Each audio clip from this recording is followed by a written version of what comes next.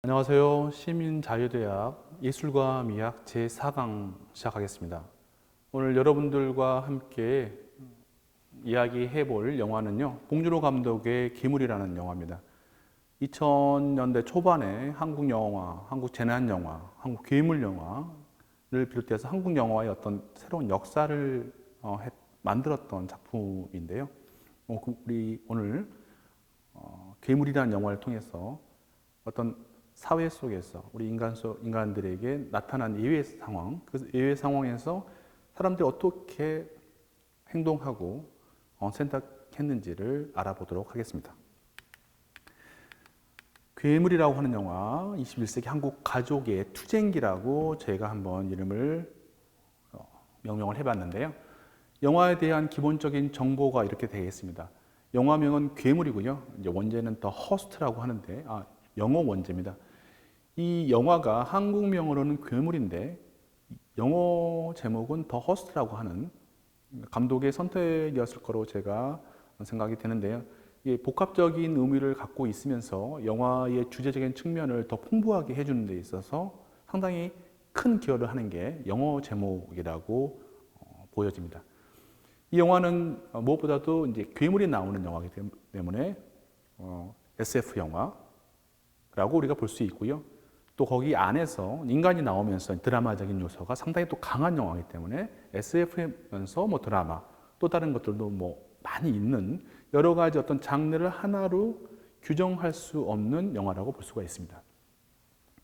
제작 연도는 2006년에 만들어졌고요. 2시간 정도의 한국 영화로서는 긴 러닝 타임을 갖고 있는 영화입니다. 감독은 봉준호 감독이고요. 출연은 여러분들이 보시다시피 문희봉, 변희봉 씨, 송강호, 박해일, 그리고 배누나, 고아성 등 한국 2000년대 이후에 한국 영화에 상당히 상당한 중요한 자리를 갖고 있는 배우들이 나온 영화입니다. 자, 우리가 영화를 들어가기 전에 봉준호 감독에 대한 이야기를 조금 하고 넘어가도록 하겠습니다.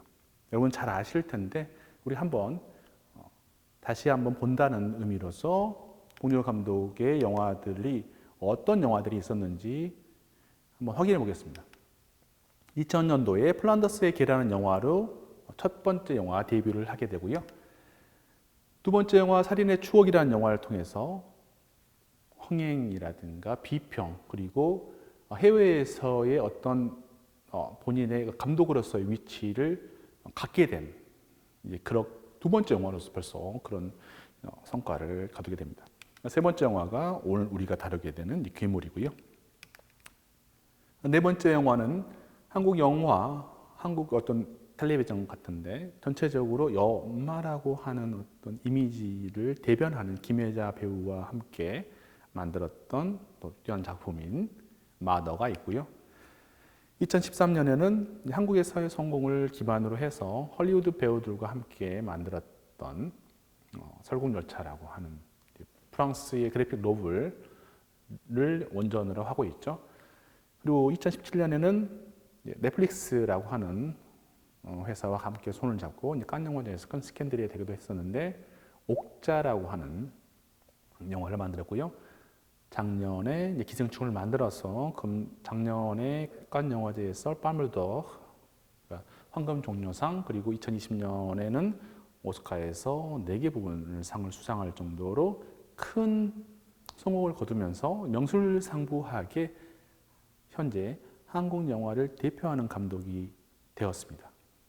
봉준호 감독에 대한 를 한마디로 정의하기가 힘들 것 같아요. 그가 만든 영화들의 다양한 장르들, 다양한 이야기들과를 감안할 때 그를 단 한두 개의 문장으로 정리할 수 없겠지만 우리가 이렇게 볼 수는 있을 것 같아요. 형식적인 면에서 장르적인 어떤 영화를 만들 수 있는 그런 어떤 미장센의 어떤 능력을 갖고 있는 사람이고 동시에 리얼리즘적 요소도 그 장르적인 것과 함께 혼합시켜서 하고 있고요. 그러한 것들을 서로 어찌 보면은 대립할 수 있는 것들을 혼합하고 또는 결합하고 융합할 수 있는 능력의 연출가라고 보여집니다. 그가 다루고 있는 영화들의 또 내용적인 측면들을 본다면 한국의 현대사회 또는 보편적인 어떤 사회의 문제과 그 사회 속에서 살고 있는 사람들의 이야기를 하고 있는 그 사람들을 또 아주 깊은 시선으로 냉철하게 쳐다보고 그러면서도 웃음을 잃지 않는 그런 감독이 봉준호 감독이라고 보여집니다. 영화에 대한 시놉시스를 보면서 이 영화가 어떤 내용인지 다시 한번 상기를 해볼까요? 시간과 장소는 이렇습니다. 대한민국의 수도, 가장 큰 대도시인 서울에서 한강변 둔치라고 하는 곳에 작은 매점을 가지고 있는, 작은 매점에서 생활하면서 살고 있는 한 가족이 있습니다. 박씨 가족인데, 그래서 여기 살고 있는 박희봉이라고 하는 인물과 그 인물의 가족들이 있습니다. 이 가족들은 부인은 없습니다. 부인이 없는 게 이 영화에서 되게 중요한 부분인데, 부인은 없고 세 명의 아이를 가지고 있는데 큰 아들, 둘째 아들, 셋째 딸 이렇게 있고요. 이제 한나의 어떤 세대를 넘어서서 큰 아들의 딸인 여중생과 함께 생활하고 있는 어떤 이런 한국 사회에서 뭐랄까 중산층이 되기에도 조금 어려운 상황에 경제적 상황 속, 사회적 상황 속에 살고 있는 가족이 있는데 그들이 있고 그들에게 이제 문제가 발생합니다. 뭐가 발생하느냐? 어느 날 갑자기 거대한 괴물이 나타나서 강변에 있는 사람들을 공격하고요. 그리고 여기서 가장 어린 이제 손녀딸 여중생 현서를 납치해서 사라지게 됩니다. 문제가 발생한 거죠. 위협이 생겼고 문제가 발생하고 이 문제를 해결해야 됩니다. 어떻게 해결하느냐? 시스템 해결해 주지 않고요. 이 사람들이 직접 이 문제를 해결하기 위해서 움직이는 게 이 영화의 시놉시스입니다. 영화의 기본적인 특징을 우리가 한번 알아보도록 하겠습니다. 이 영화가 내용적으로 들어가기 전에 이 영화는 몬스터 영화라고 지금 말씀드렸죠. 괴물이 나오는 몬스터 영화입니다. 우리가 오랜 시간 동안 괴물들 영화들을 많이 봤습니다. 지금 보시는 것처럼 헐리우드에서 만들어낸 괴물 영화도 있고 옆에 있는 일본에서 고질라라고 하는 또 독특한 괴수 영화 장르가 있지 않습니까? 이런 영화들을 많이 봤고 충분히 익숙한데 그렇다면 봉준호 감독의 괴물이라는 영화도 괴물 영화인데 그럼 그런 우리가 익숙하게 봤던 영화들과 어떤 지점을 공유하고 또 어떤 지점은 또 독립적인가라는 걸 우리가 보도록 할 텐데 이 괴물에서는요 일반적인 괴물 영화에서 몬스터 영화에서 나오는 어떤 그 서사와 조금 다른 지점이 있습니다.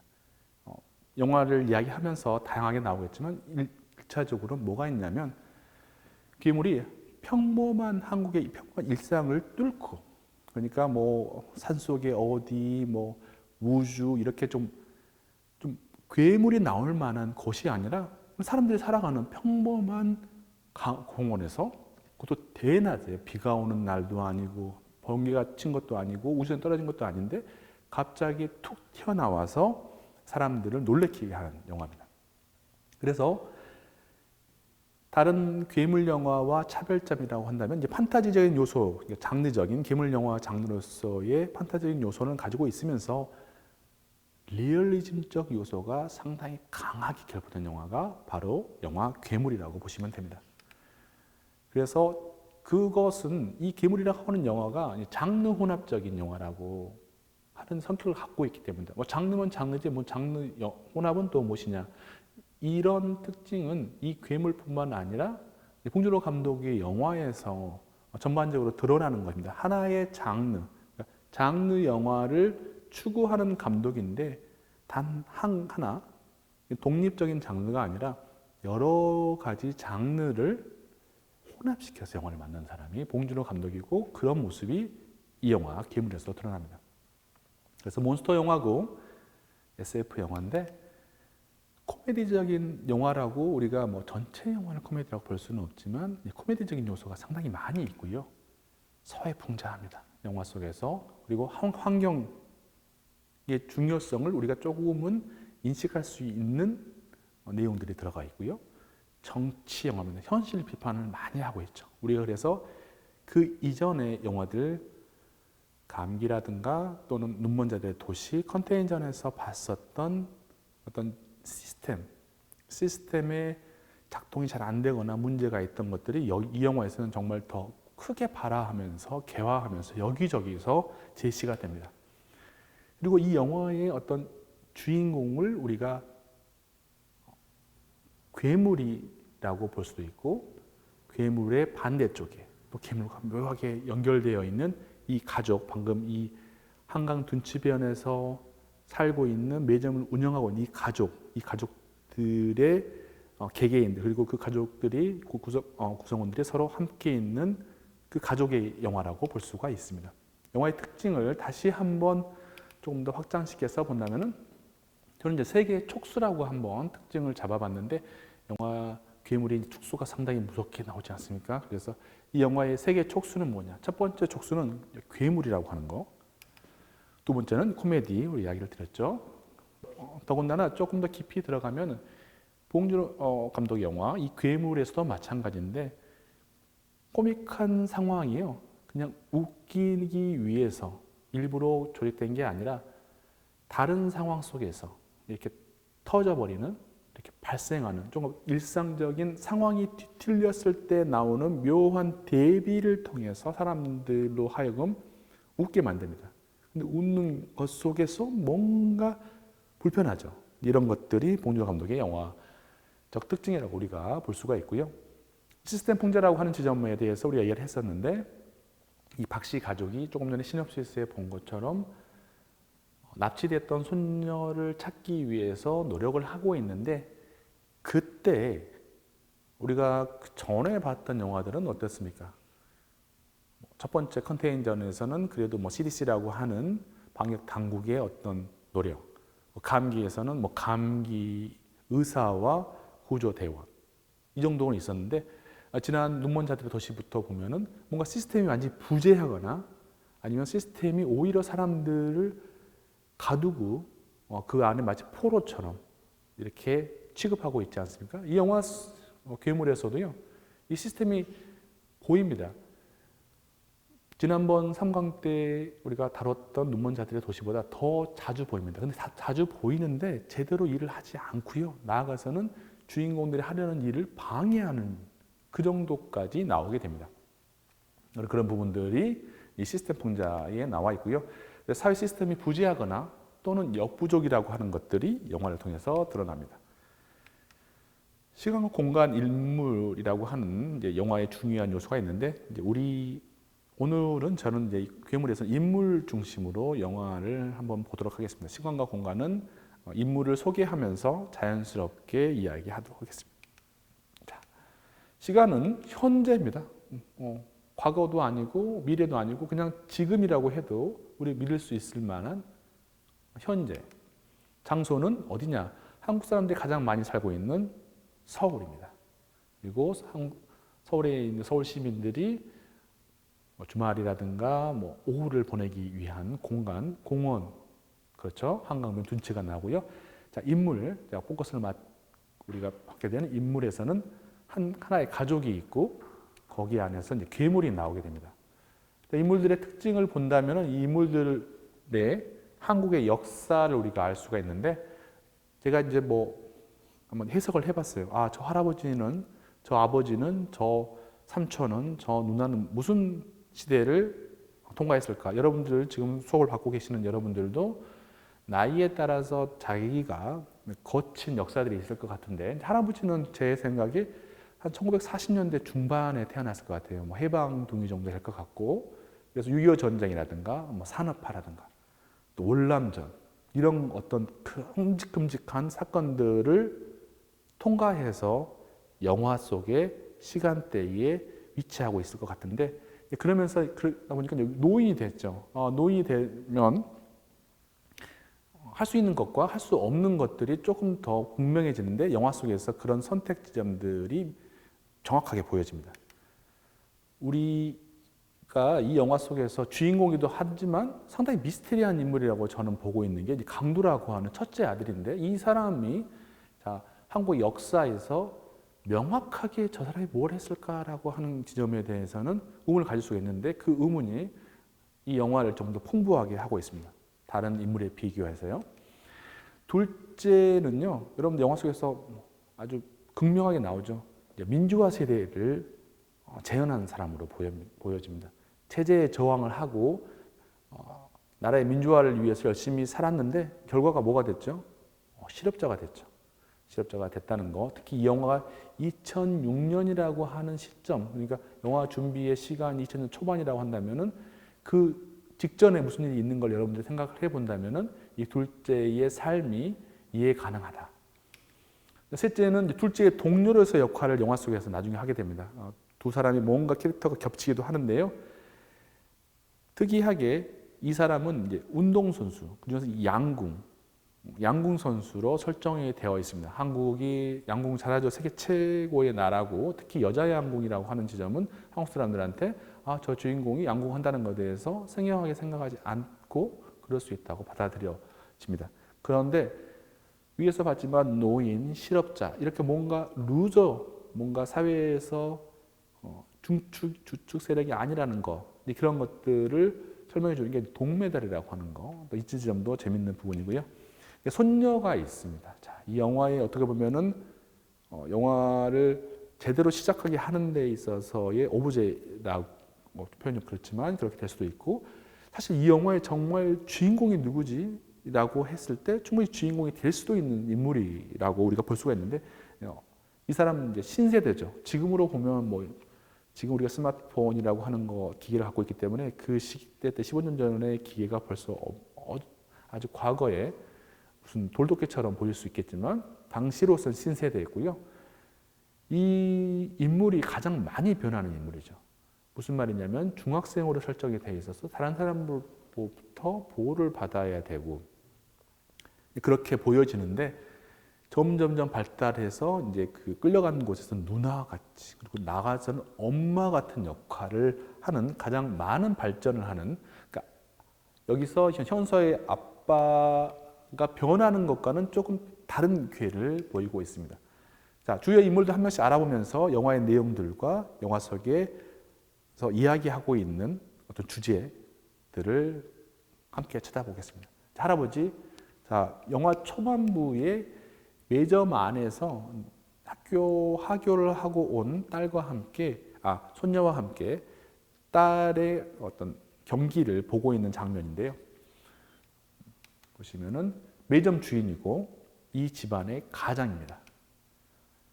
영화를 쭉 보시면 아시겠지만 한국 사회의 시스템에 대해서 저런 사람들은 분명히 있어 라고 우리가 특히 과거의 시스템을 그대로 재현하고 반영하고 있는 인물입니다.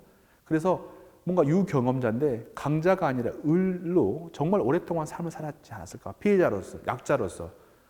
그래서 보시면은 이제 대표적으로 그러니까 나라의 공권력을 상징하고 있는 사람한테 뭔가 일이 안 됐을 때 돈을 주는 행위. 정말 요즘에는 많이 사라졌지만 예전에 정말 이런 것들이 기억이 생생합니다. 이런 것들이 그냥 어떤 사회에서의 통념이 있었던 시대가 얼마 되지 않았습니다.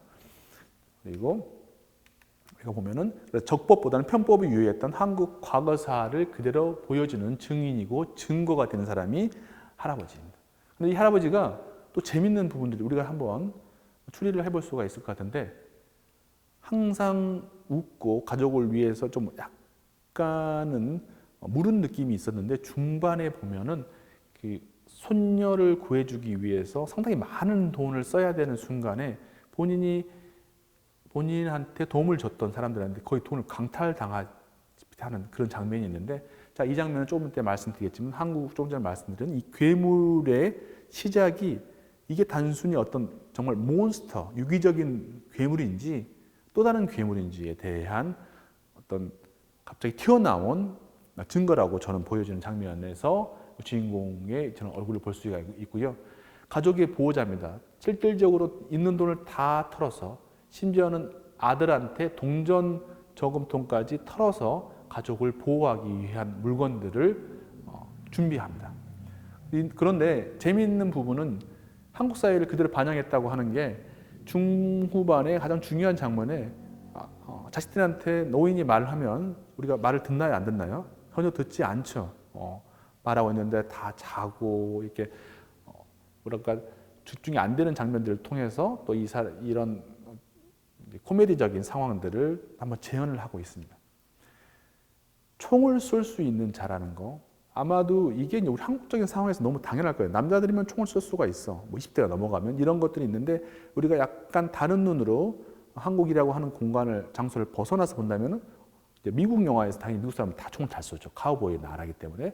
근데 제가 만약 유럽의 어떤 국가의 영화를 본다면 사람들이 총을 쏜다면 분명히 그 사람 과거 그 사람의 전 직업에 대해서 의문점을 가질 것 같고 대부분의 경우에는 그것도 설명해 주는 대사라든가 그런 게 있는데 여기서는 조금 전에 말씀드린 것처럼 월남전이라고 하는 것들이 있고요.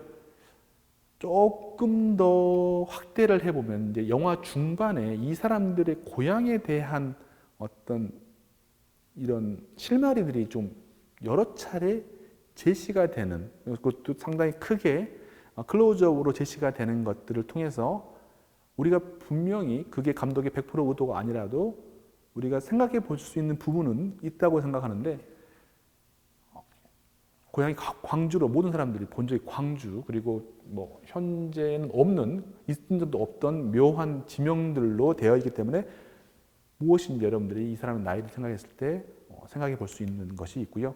그리고 마지막에 이제 이 장면이 이제 정말 가슴을 아프게 하는 장면인데, 가족을 위한 희생, 헌신을 단면적으로 보여주는 장면입니다. 둘째 아들 남일은요, 현재 직업을 제가 실업자로 해놨어요. 실업자도 직업이 될 수 있는지 모르겠지만 영화에서 처음으로 도착했을 때 이 사람은 장례식에서 이 사람을 처음 보게 되고, 이 사람의 손에는 소주병이 들려 있습니다. 우리나라 사람들한테 소주병은 그냥 술을 먹는 것뿐만 아니라 특히 이 민주화 세대한테 소주병은 다른 의미를 갖고 있죠.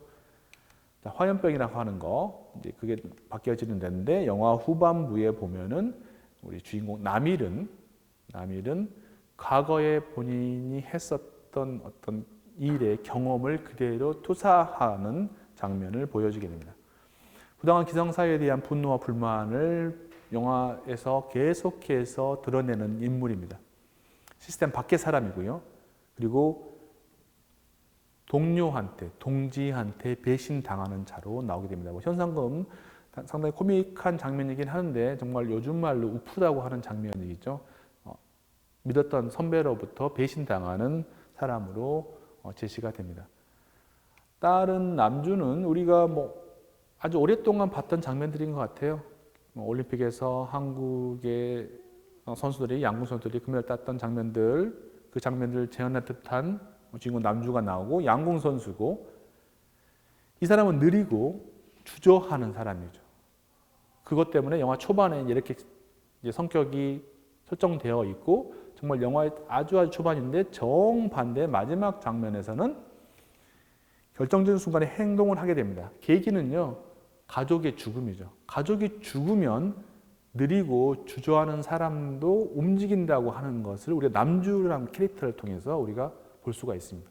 이 지점은 이 한국의 현대사, 이 영화가 말하고 있는 어떤 밑에 있는 현대사하고 생각을 한번 해주시면 될 것 같고, 재밌는 거는 이 사람이 사격 선수가 아니에요. 사격 선수도 아니고 총을 가진 사람이 아니라 정말 과거의 어떤 이전의 시기에 활이라고 하는 것. 나중에 마지막 장면에 보시면은 가장 중요한 장면에서 괴물을 퇴치하는데 유효했던 무기들을 한번 생각을 해보면서 우리 강의를 계속해서 나가보도록 하겠습니다. 현서입니다. 직업이 여중생인데 납치를 당합니다. 이 장면에서 정말 아주 유명한 장면이죠. 괴물에서 딱 한 장면을 고르라고 한다면 현서가 괴물의 꼬리에 말려 들어간 장면인데, 사람들의 뇌리에 그대로 박혀 있는데 그 장면인데, 보호받아야 하는 자죠. 어리지 않습니까? 어리고 여중생이고 여러 가지 측면에서 보호받아야 하는 자인데, 이 사람이 납치를 당하고 난 다음에는 자기가 보호를 받아야 되는데 오히려 어떻습니까? 남을 보호합니다. 그냥 보호하는 것뿐만 아니라 이 상황을 타개하기 위해서 움직입니다. 움직이다가 안 되죠. 그래서 정말 영화에서 가장 안타까운 순간이 두 순간에 우리 주인공이 현서가 있다고 저는 보여지고, 이렇게 해서 보호하는 자. 이 영화에서 진정한 영웅을 한 명만 뽑으라고 한다면 저는 아빠 강두보다도 오히려 현서지 않을까, 뭐 이런 생각을 해봤습니다. 그리고 이 영화 속에서 아마도 우리가 어떤 예외 상황이 발생했을 때, 이제 우리가 이뿐만 아니라 다음 시간에도 항상 나오는 예외 상황이 발생했을 때 시스템을 믿는 자들이 있죠. 시스템의 긍정적인 거, 이게 뭔가를 해줄 수 있다는 걸 믿는 자들이 있는데, 여기서 보면은 이제 이 사건이 있기 바로 전에 이제 거기서 처음 만난 어린 동생한테 말을 하죠. 내가 가서 군인, 경찰 다 데리고 갈 테다. 너를 보호해 줄 거라고 말했지만, 사실 이 영화에선 그 사람들은 완벽하게 프레임 밖에 위치하고 있습니다. 전혀 도움이 되지 않죠. 소년들이 있습니다. 보면은 영화의 처음과 마지막을 또 이 소년, 이 동일한 소년이 영화를 열어줄 때 강도와 같이 있고요. 영화를 닫을 때 강도와 같이 있습니다. 이 소년은 어떤 소년인가? 불량합니다. 요즘에도 굶고 사는 아이들이 있나? 이런 생각을 할 텐데, 왜 그러지? 왜 2006년에 얘들은 왜 굶었을까? 그래서 제가 괴물이 사실 유기적인 괴물인지 무기적인 괴물인지 제가 말씀드린 이유가, 왠지 우리가 생각하지 않고 볼 수도 있습니다. 뭐 그런 일이 있으니까라고 생각하는데, 21세기 한국 사회에서 굶고 있는 아이들을 보면서 영화 속이지만 아무렇지 않다고 느낀다는 것은 우리가 문제가 좀 있어 보이는데, 군대 복장을 하고 있는 형하고 같이 다니고 먹고 살고 힘드네. 그리고 매점설이야. 매점설이 하면서 이거 훔칠 때도 형이 동생한테 그러죠. 이거 우리 도둑질 하는 거 아니야. 그러니까 이 사람들은 수호지심이 있는 사람들, 부끄러운 줄 아는 사람들인데 어쩔 수 없는 사람들, 마치 노숙인들, 그리고 그 전에 어떠한 문제 때문에 거리에 나가게 된 사람들을 보여주는 것 같고, 이 어린 동생은 나중에 주인공 강두의 가족 품 안으로 편입됩니다. 둘 중에 한 명만 살아납니다. 둘 다 소년 중에서 한 명만 살아나게 돼서, 그래서 제2황제라고 했고, 이제 가장 문제적 인물이죠. 이 영화를 끌고 가는 사람인데 이제 강두입니다. 이 강두라는 이름이 한국 사람 중에 강두라고 있나요? 뭐 강도는 있겠지만 강두는 없겠죠. 강두를 찾아봤더니 강가의 나루 근처라고 하는 말이 강두라고 하는 말이네요. 사람 이름이 아니라. 그래서 강변에 있지 않습니까? 그래서 정말 봉준호 감독의 재치를 알 수 있는데, 직업이 매점 직원입니다. 아버지가 운영하는 매점에서 일을 잘하나요? 전혀 잘 못하고 있죠. 보시면 영화 초반에 바로 벌떡 넘어집니다. 벌떡 넘어진다고 말이 웃기는데 벌렁 넘어지게 되고요. 그래서 저는 영화를 보면서 지금도 마찬가지인데, 이 강두는 과거에는 뭘 했던 사람일까? 물론 영화에서 어린 시절에 대한 이야기가 나옵니다. 똑똑해서 길을 물어보고, 뭐 유기농 식단 때문에 서리하다가 맞고, 그래서 지금 마지막에 가족이 편입되는 소년과의 뭔가 오버랩 되긴 하지만, 그 이후에 이 사람은 도대체 뭐 했지? 근데 저는 충분히 이 사람이 뭐 했는지는 후반부, 특히 초반부부터 이미 특히 괴물과 이 사람들이 함께 나오는 씬에서는 저는 충분히 이 사람이 뭘 했는지, 어떤 일을 했는지 하는 정도는 알 수가 있었습니다. 여러분들도 아마도 각자의 경험에 따라서 강두가 뭘 했던, 최소한 어떤 일을 했던지는 예상할 수 있을 것 같습니다. 어리숙하고 게으름이고요. 거기서 아주 유명한 장면이죠. 밤에 매점에서 아버지가 강두도 자고 있고 남주랑 남일이 자고 있을 때 말하죠. 너희들이 보기에 너희 오빠가 형이 한심빠따냐? 한심빠따. 저는 처음 들어본 말인데, 또 여기도 보니까 무슨 일이 있었을까? 강두한테 무슨 일이 있었는지 상당히 궁금하더라고요. 그리고요, 강두가 어떤 사람이냐면요, 이 영화에서 괴물을 항상 보는 사람은 강두입니다. 강두가 처음 보고, 결정적인 순간 강두가 계속 보고 있습니다. 보시면은 저기 위쪽에 강두가 처음으로, 그러니까 괴물이 물 밖으로 나왔을 때 괴물을 본 첫 번째 사람이 강두고, 딸이 납치되는 것을 본 것도 할아버지가 아니라 강두고요. 그리고 나중에 딸을 찾기 위해서 돌아다닐 때 매점에서 밖에 있는 괴물을 본 사람도 자고 있는 것 같았지만 강두가 봤고요. 그리고 아버지가 돌아가시는 것, 졌잖아요. 강도가 본다. 강도가 영화 속에서 계속 보는 자입니다. 봉준호 감독 영화에서 보는 거 되게 중요한데 그걸 보는 사람이 중요한데 이 강도가 항상 보는 사람이라는 거 영화를 보시면 여러분들이 알 텐데 또 이 보는 것만 관련해서 또 이 괴물 이야기를 오랫동안 할 수가 있는데 그건 우리들의 중점적인 주제가 아니기 때문에 넘어가도록 하고요. 강도가요. 저는 보니까 초반에 사람들을 돕기 위해서 뛴 건 있지만 그래도 어리버리하고 한심 빠따고 이런 사람이 갑자기 변하게 됩니다. 자, 영화를 보신 분들 우리가 이제 장면 분석을 좀 할 수가 있을 것 같은데 이렇게 가서 이상한 치료를 받게 되면서 강도가 갑자기 변하게 됩니다. 영화를 보신 분들은 영화 처음에 이 괴물이 어떻게 태어났는지 어떤 과정 속에서 이렇게 태어났는지를 본다면 다리를 위를 뛰어다니는 강도와 밑에 헤엄치고 있는 이 괴물 사이에 묘한 오버랩을 우리가 볼 수가 있습니다. 이렇게 되고 강도는 아빠입니다. 직업은.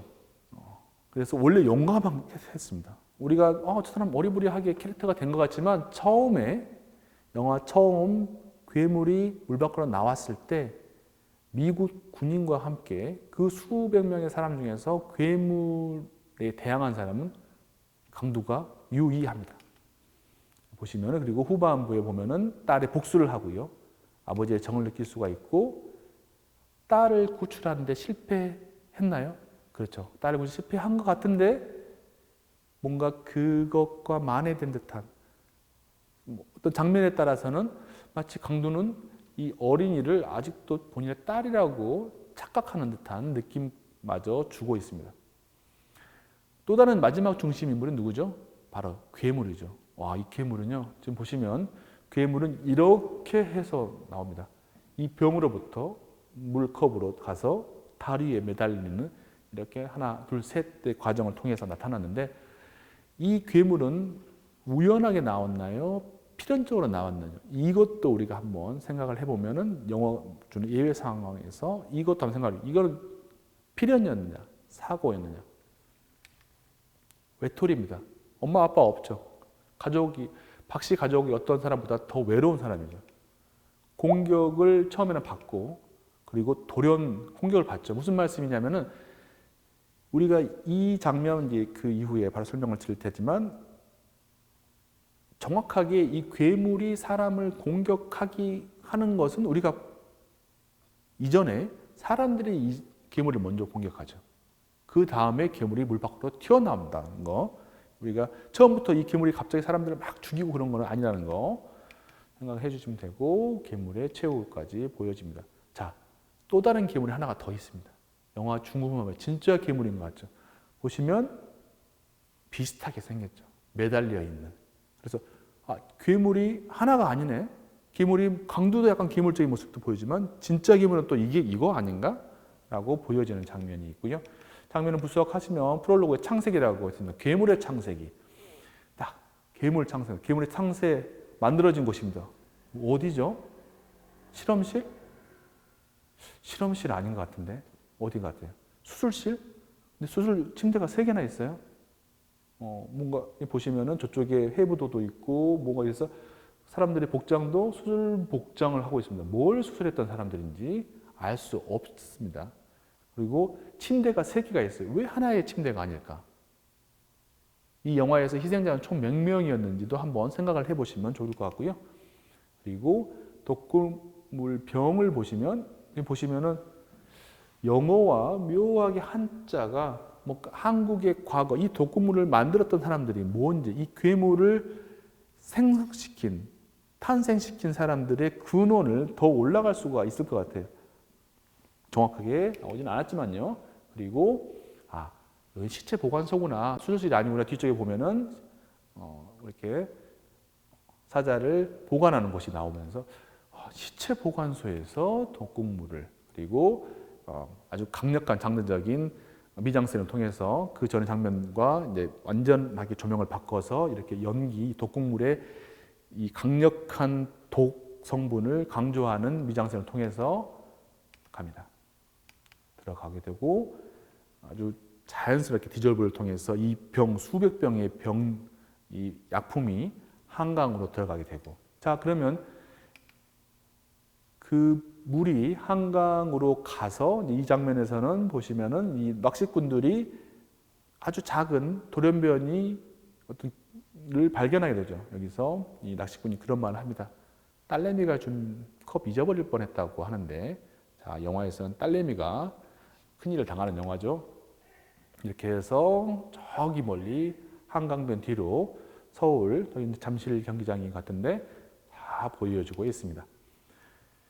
그런데 여기서 영상을 보면 좋겠지만 같이 영상을 볼 수 없으니까 설명을 드리면은, 이 장면 이후에 갑자기 되게 이상한 장면이 하나 나오죠. 기억나시겠지만 다리에 어떤 사람이 서 있으면 양복을 입고, 그리고 사람들이 때려내리지 마라고 합니다.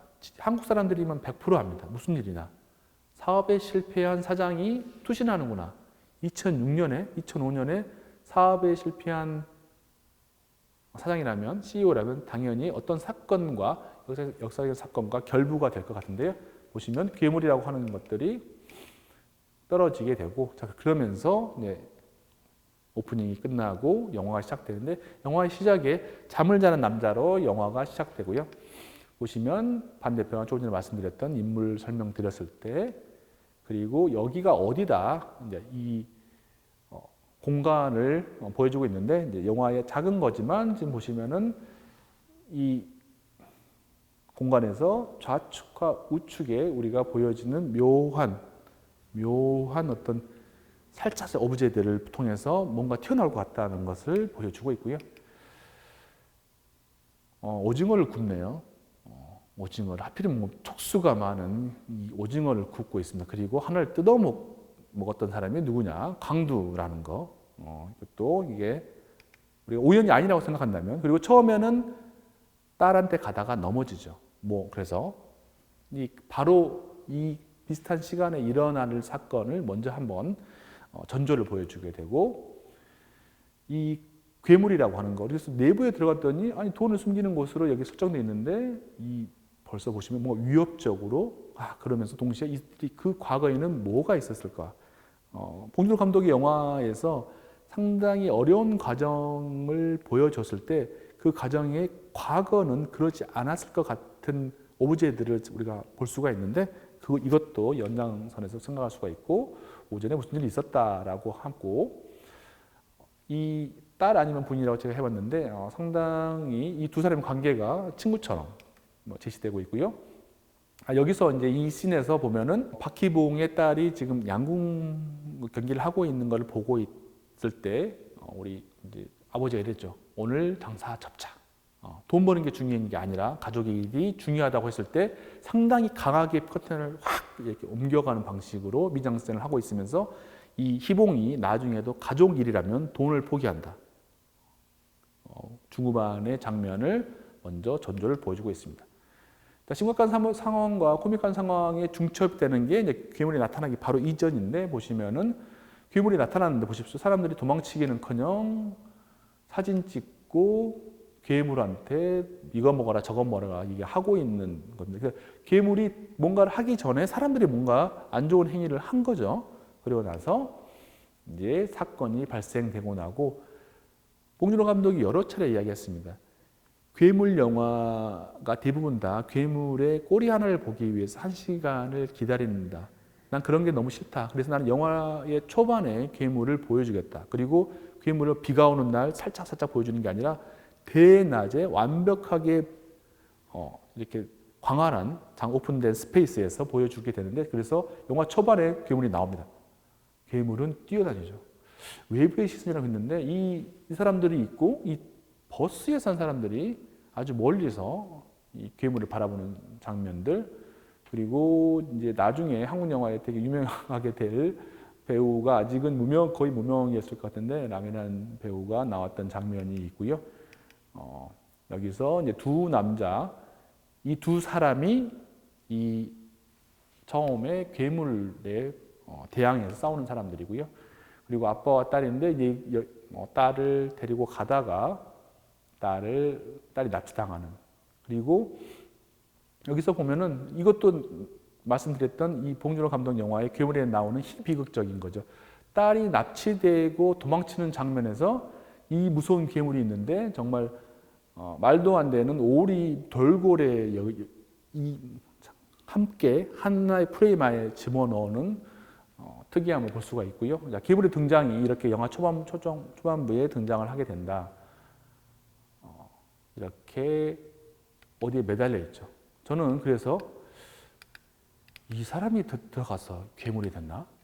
라고 생각을 한번 해본 적도 있습니다. 괴물이 있고요. 이후에 괴물에 대한 복수를 예고한 듯한 골뱅이를 씹는 장면이 있습니다. 그런 거에서 무능한 이 예외 상황 속에서 가장 우리가 이야기할 수 있는 공적 시스템, 뭐 군인들, 경찰들 어마어마합니다.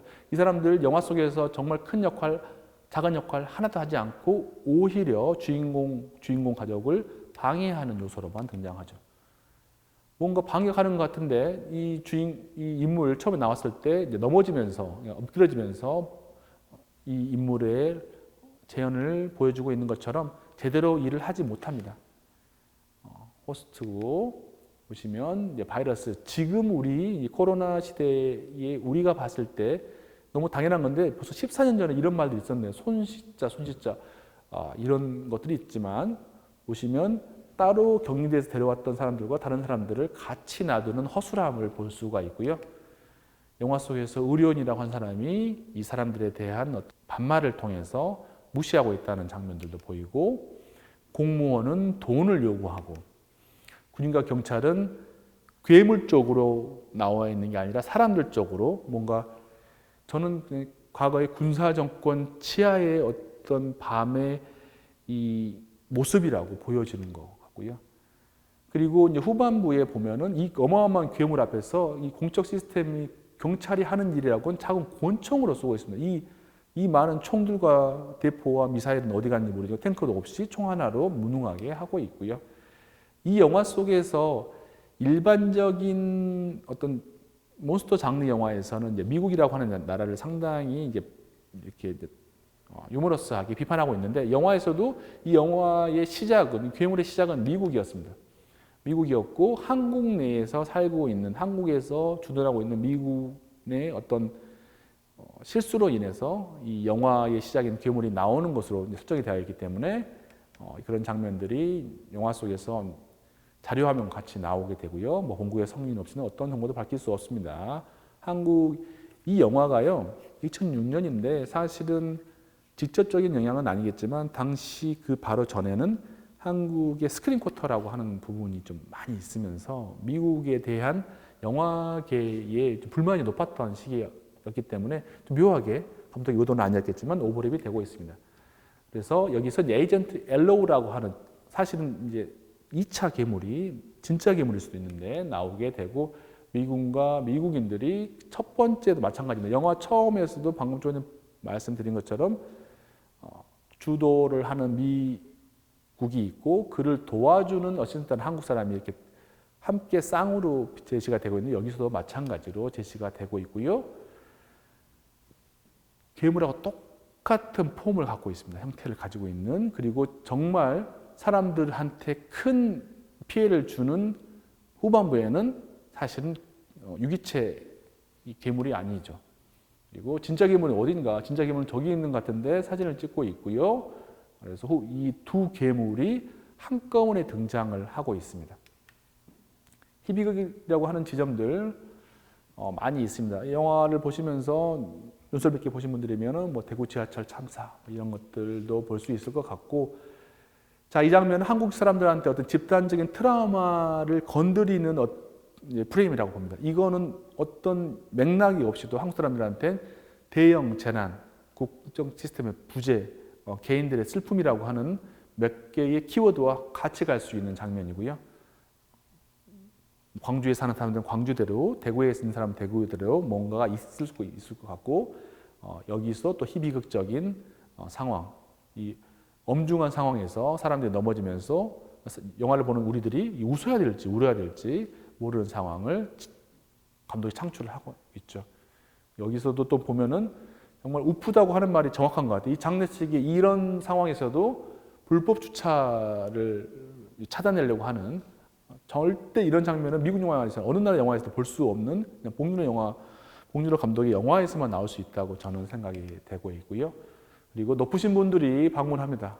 이걸 보면서 사람들은 웃었겠지만 우리의 삶이죠. 우리가 저쪽에 위치하기보다는 아마 저쪽에 많이 위치해서 이런 일들을 겪지 않는다면 이런 상황 속에 빠지지 않겠지만 이런 일을 겪었던 많은 사람들은 이 상황을 웃으면서 받아들일 수 없을 거라고 생각이 듭니다.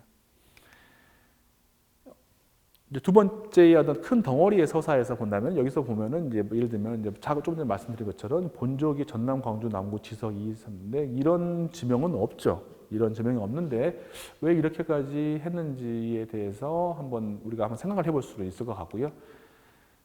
탈출해서 이제 손녀를, 딸을, 조카를 구하기 위해서 이 가족이 출발합니다.